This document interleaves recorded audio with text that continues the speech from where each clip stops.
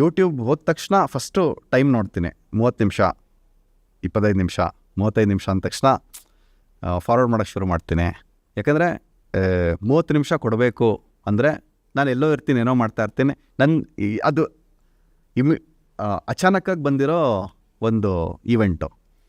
So okay, ಹಿಂಗಿರುವಾಗ ನಾನು ಎಷ್ಟು ಫಾಸ್ಟಾಗಿ ಎಷ್ಟು ಚೆನ್ನಾಗಿರೋ ಕಥೆನ ಅವ್ರ ಟೈಮಿಗೆ ಬೆಲೆ ಕೊಟ್ಟು ಹೇಳೋಕ್ಕೆ ಸಾಧ್ಯ ಅಂತ ಮಾಡಿರೋ ಒಂದು ಸಿನಿಮಾ. ಪ್ರತಿಯೊಂದು ಸೆಕೆಂಡೂ ಬೆಲೆ ಕೊಟ್ಟು ನಿಮಗೆಲ್ಲೂ ಬೋರ್ ಹೊಡಿದೇ ಇರೋ ಹಾಗೆ ಕತೆ ಹೇಳ್ಕೊಂಡು ಹೋಗುತ್ತೆ. ಆ್ಯಂಡ್ ನೀವೇನು ಟೈಮ್ ಕೊಡ್ತೀರಲ್ಲ ಅಷ್ಟು ಎಂಟರ್ಟೈನ್ ಆಗ್ತೀರಾ. This is the short film where ಎಲ್ಲ ಶಾರ್ಟ್ ಫಿಲ್ಮಲ್ಲಿ ಏನಾಗೋದು, ಬರ್ದಿರೋದು ಸ್ಕ್ರೀನ್ ಮೇಲೆ ಬಂದಿಲ್ಲ ಅನ್ನೋ ಒಂದು ಕೊರಗಿರೋದು. ಇದರಲ್ಲಿ ಆ ಕೊರಗಿಲ್ಲ. ನಾನು ಏನು ಬರ್ದಿದ್ದೀನೋ ಎಕ್ಸಾಕ್ಟಾಗಿ ಸ್ಕ್ರೀನ್ ಮೇಲೆ ಬಂದಿದೆ.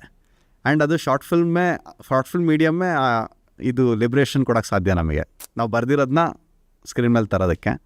ಸೊ ಅದು ಡೆಫಿನೆಟ್ಲಿ ತಂದಿದ್ದೀವಿ. ಅದರಲ್ಲಿ ಏನಾದ್ರು ಇಲ್ಲ ಅಂದರೆ ಅದು ಬರ್ದಿಲ್ಲ ಅಷ್ಟೇ, ರೈಟಿಂಗ್ ಲೆವೆಲಲ್ಲೇ ಆಗಿಲ್ಲ ಅದು.